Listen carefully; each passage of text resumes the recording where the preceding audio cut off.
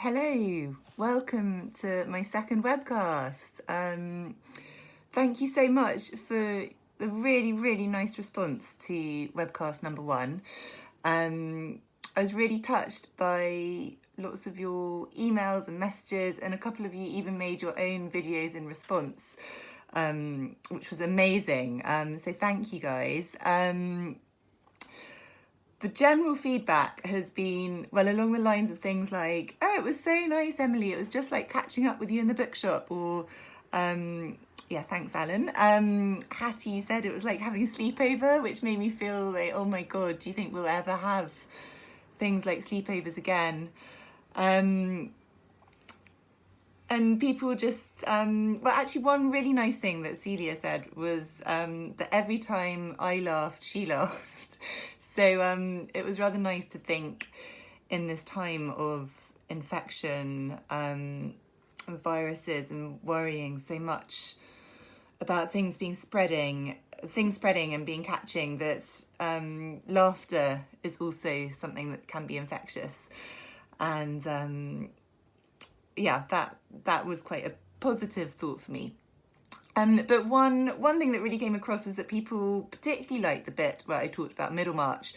And I suppose the idea of these webcasts are that they are about books rather than just me nattering on about my life. So this is a short one today, I think, although who knows, because I've read a bit more of Middlemarch. Here we go. Now I'm on page 459. So I thought, oh God, what am I going to say? Should I wait till I've read a bit more? And then I thought, well, who knows when the baby will arrive? Hopefully not too long. The due date, many of you remembered, thank you, was on Wednesday the 8th, and it's now Friday the 10th, Good Friday. And yes, the baby's still not here.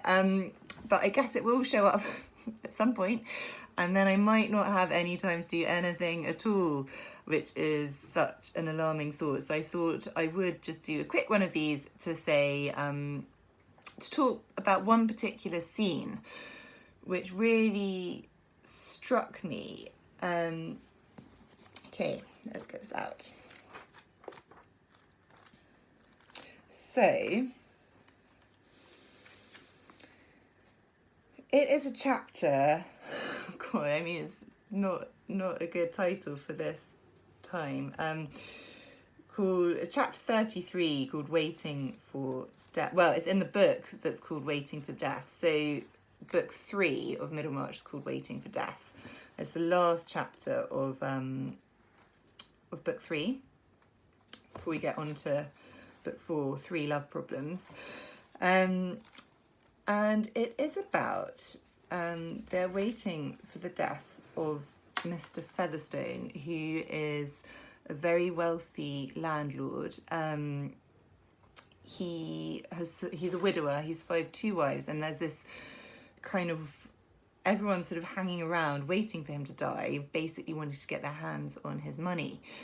Everyone thinks he's going to leave it all to Fred Vincy, who we've just seen earlier on is rather useless. Well, I mean, is he useless? Would you say he's useless? He's kind of unlucky in money and he is a bit useless. he dates, oh God, I mean, it's kind of a complicated plot, but what happens? We see there's a brilliant bit where we see that he owes the Garths some money and he can't pay it back, and he decides to try and sell his horse to do it, and it all obviously kind of goes wrong, and then he pays them back even less than he thought he could in the first place. And it's very touching because, you know, they really needed that money. They were counting on him paying them back. The mother of the family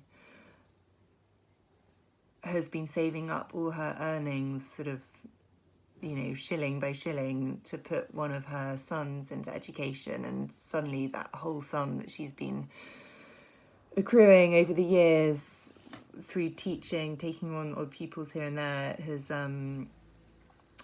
has got to go, just in one fell swoop. And also he has to ask Mary Garth, who he rather loves, for all her earnings. Now Mary Garth has also been looking after Mr. Featherstone, and she is there when he is on his deathbed. And there's this very chilling scene in the middle of the night. It's sort of 3 o'clock in the morning.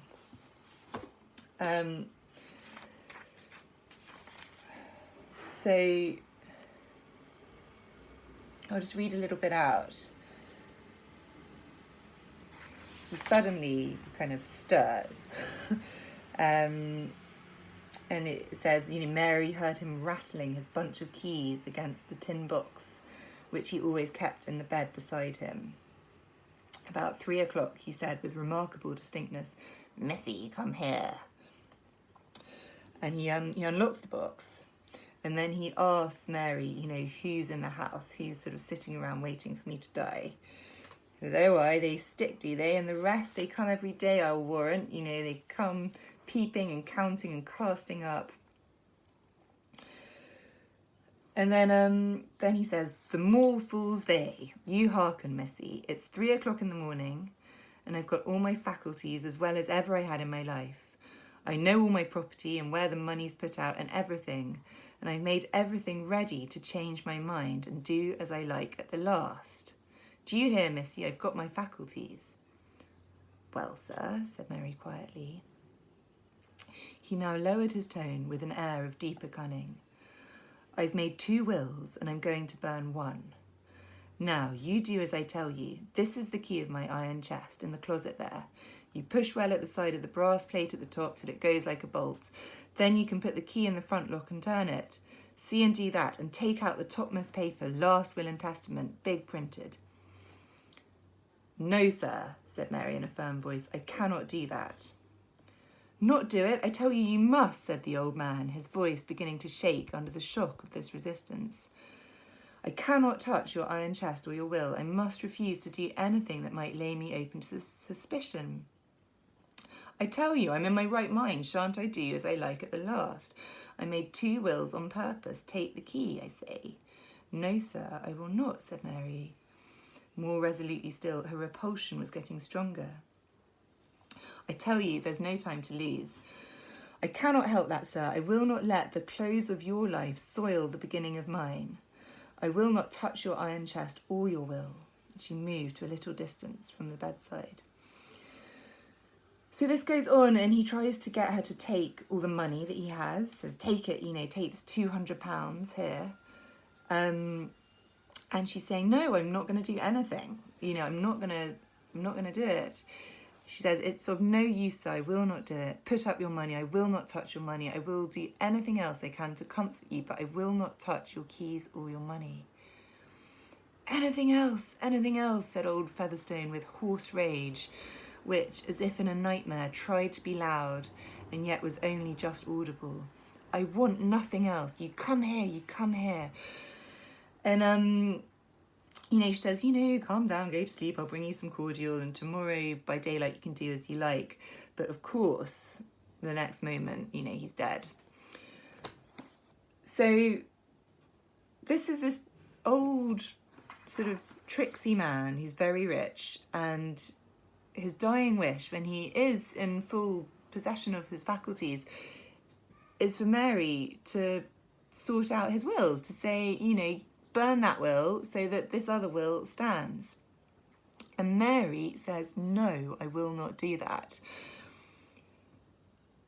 And her reason is, it's this thing of the close of his life ruining the start of hers, and not wanting to be soiled by the association of money or kind of foul play or anything. And I was just thinking about this, and I wondered, well, what do you think? Do you think she's done the right thing or not? Is the right thing actually to do what he asks her? I can understand her being frightened of her actions, coming across wrong. and her fear of touching the money. But I suppose, I don't know, I feel like maybe she should have helped him. Yeah, it's a complicated moral choice, I suppose. And I think what was funny was that just after I read that bit, we watched one evening the film Knives Out, which is now available to stream, which is, you know, quite fun, silly, kind of a whodunit, with, what's his name, Daniel Craig. And what's funny in that is that, you know, this isn't really a spoiler because you find out quite early on in the film, this old man basically is dying, similar situation, and asks the carer who's looking after him, who's basically the only really nice person in the film. You know, so here we have like a modern day echo of Featherstone and Mary Garth. We have the old rich guy. All his descendants are sort of around wanting his money, taking his money, and this sort of very nice carer. Only she does do exactly what he asked her to do. And then has to kind of suffer the consequences of that, which are complicated. Anyway, so this deathbed scene is sort of, so that, you know, then they have the reading of the wills, and it turns out that while everyone thought he was going to give all his money to Fred Vincy, which is what he did do in one will, in the other will, which is the most recent one, the one we think that, you know, he wanted Mary to burn, he leaves it all to this sort of stranger we haven't even seen before in the book. So poor Fred Vincy is completely crushed, and Mary has kind of inadvertently done Fred this bad turn. And they discuss her actions a few days later after the reading of the will. So this is chapter 40. And the vicar comes round and talks to Mary's father. And Mary kind of leaves the room. And Caleb, her father, says to Mr. Fairbrother, the vicar, he tells him, you know, what happened. He said the old scoundrel wanted Mary to burn one of the wills the very night he died. And Mary could do no such thing. You see, the will he wanted burnt was this last, so that if Mary had done what he wanted, Fred Vincy would have had £10,000. That touches poor Mary close. She couldn't help it. She was in the right to do what she did. But she feels, as she says, much as if she had knocked down somebody's property and broken it against her will when she was rightfully defending herself. So this inspires Caleb to try and help Fred Vincy. But the way he puts it is really brilliant. I mean, he says, it's the feeling the child feels in that way, and I feel with her. You don't mean your horse to tread on a dog when you're backing out of the way, but it goes through you when it's done. And I think it's that feeling of that terrible guilt you feel for inadvertently hurting another. You know, you didn't see it. The carriage didn't see the dog. The horse didn't see the dog. You can't, or I suppose, what am I trying to say? I'm saying you can't always see the consequences of your actions. And I think this is something that is really key to Middlemarch. There are all these different characters, and they're these kind of complicated webs of connection. And what's so brilliant is that none of the characters fully see how their own actions affect the others. You know, just like in life, we can't anticipate how what one tiny thing we do affects everyone else. And, you know, obviously that brings you back to people like Forster and this idea that everything's connected. And I suppose that feels quite pertinent at the moment with coronavirus, and this thing that, you know, we are all connected to one another, and that is how the virus spreads, and that is what we're trying to limit. And we have to do this sort of very alien thing of trying to sever sever this very human connection that we have with everyone else and isolate. And that's the only way that we can have a chance of beating it. So yeah, so there's my my brilliant thesis about Middlemarch and coronavirus and EM Forster. Everything is connected. Yeah, so okay, so one other thing I was going to say, it's really nice to hear that so many of you are also rereading Middlemarch. Yeah, so let me know how you're getting on. I've really enjoyed your emails, your comments, and those of you who aren't rereading it but are enjoying this as a kind of introduction to Middlemarch, I hope you're still enjoying that. If you are after another book recommendation, one of the great joys I was saying last time is having unpacked all these books in storage. And I also mentioned about how Nat has been teaching art history to the children. And they were talking about Holman Hunt the other day. And I said, oh my God, I've just unpacked the best book by Holman Hunt's granddaughter. My Grandmothers and I by Diana Holman Hunt. Walking book clubbers, you will recognise this. We discussed it a few years ago. Everyone loved it. Everyone longed more than anything to have it serialised on the radio. So yeah, any radio producers out there, please listen. Please pick up a copy, published very beautifully by Slightly Foxed. It is such a funny, brilliant book. Anyway, because I just unpacked it, I could say to Nat, oh, I know where it is. It's on the top shelf, middle, small white paperback. Nat picked it up. He's now nearly finished it. This was like 2 days ago that he started it.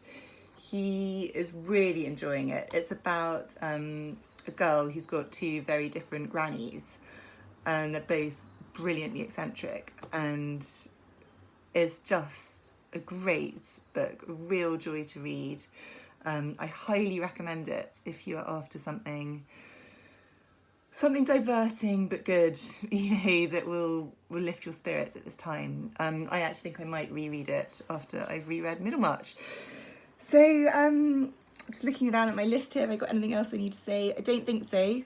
Thank you so much for your support. Do, let me know any further thoughts in video form, email form, WhatsApp form. And hopefully next time the baby will be out and I will be much smaller than I currently feel. So yes, stay well, stay home, stay safe, and enjoy the reading. Okay, bye.